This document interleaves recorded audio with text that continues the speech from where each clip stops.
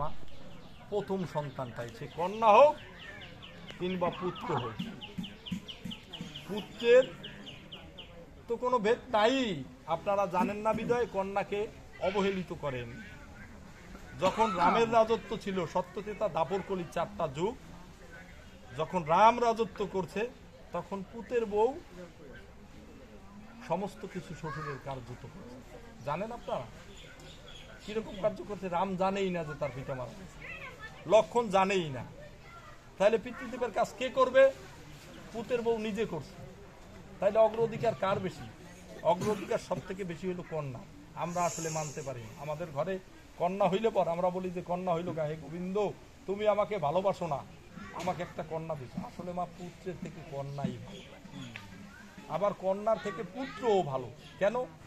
যদি সে কৃষ্ণ ভজন, কৃষ্ণ আনুগত হয়, যদি সে কৃষ্ণ প্রেমে মজগুর হয়। কারণ একটা কৃষ্ণ ভক্ত সন্তান তার 7 পুরুষকে উদ্ধার করে। এটাই হলো কৃষ্ণ প্রেমের খেলা। আর যদি সে কৃষ্ণ প্রেমিক না হয় তাহলে কি সে পারবে উদ্ধার করতে? পারবে না। এই জন্য প্রতিটা মা বাবা কি দাবি করে? কি দাবি করে? একটু মুক্তি। কি রকম মুক্তি? বলে তুমি আমাকে পাঠাবে, আমি যাব আর আসবো, আমি থাকবো না তোমার এই লীলাভূমিতে, তুমি আমাকে কৃপা করো হে প্রাণনাথ। কখন বলেছি জানেন তো মা?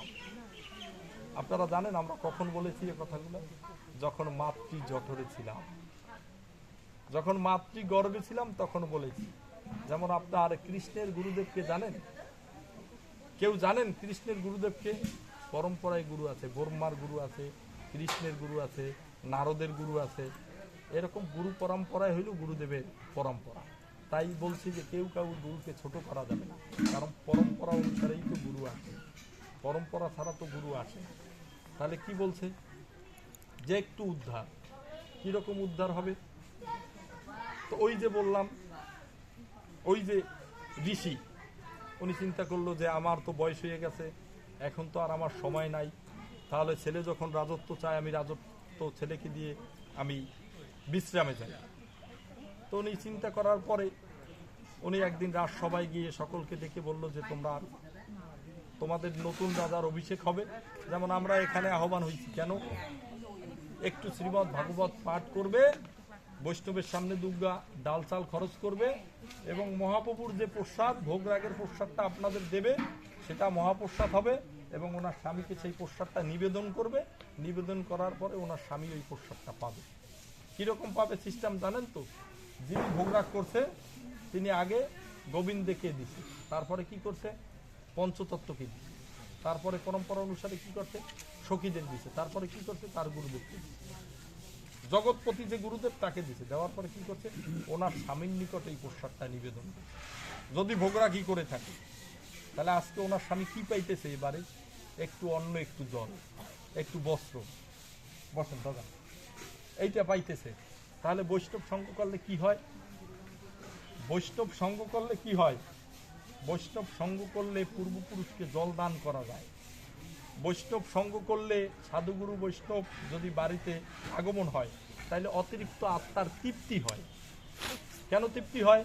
ভাগবত আলোচনায় এমন একটা গুণ, এমন একটা গুণ যেটা মহাপ্রভু নিজে বলছে যে এটা তো ভগবানের মুখরস্থ বাণী। সেটা মুখরস্থ বাণী না, স্বয়ং ভগবান নিজে। স্বয়ং ভগবান নিজে যখন দিব্য দৃষ্টি অর্জুনকে দিছিল, তখন দেখাইছিল যে তোমার এই চর্মচক্ষু থাকতে তুমি এই দিব্য দৃষ্টি পাবে না।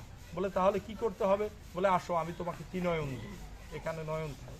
তোমার যারা ভালো সাধু তাদের একটা নয়ন বাইজিক থাকে, তারা দেখে, বলে না, তারা শোনে, উত্তর দেয় না। এখন আমাদের মতো সাদা সাধুদের না, তারা চোখ বজলেও গোবিন্দ দেখে, চোখ মেললেও গোবিন্দ দেখে, কারণ তারা তো ওই কৃষ্ণ চরণে লীন, তারা লীন হয়ে গেছে, এবং তারা পূর্ব পরিকল্পনাও দেখতে পারে যে ভবিষ্যতে কি হবে, এখন কি হইতেছে। তাহলে সাধু, সাধু কাকে বলে বুঝতে পারছেন? যাকে দেখা মাত্র, বহুত গায়ক বহুত গান লিখছে, বলছে যাকে দেখা মাত্র প্রাণে জাগবে আনন্দ, তাকে জড়িয়ে ধরে মনে করো এই তো আমার গোবিন্দ।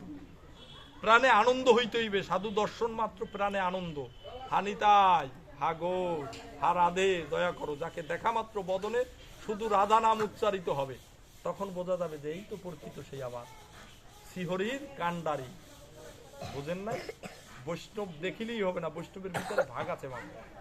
আমাদের মতো সাজা সাধু হলে হবে না। সাধু দেখা মাত্র প্রাণে উচ্ছ্বাস হবে। আহা, আমি যদি একটু ওনার কাছে যেতে পারতাম, আহা আমি যদি একটু ওনাকে চরণ ধুলি নিতে পারতাম, আহা আমি যদি ওনার মুখের একটু হরিকথা শুনতে পারতাম, তাহলে বুঝি আমার এই মনুষ্য জনম ধন্য। এই তো সাধুর লক্ষণ, এই তো সাধুর লক্ষণ। তাহলে ভগবত আমাদের কি দর্শন দিছে দেখেন।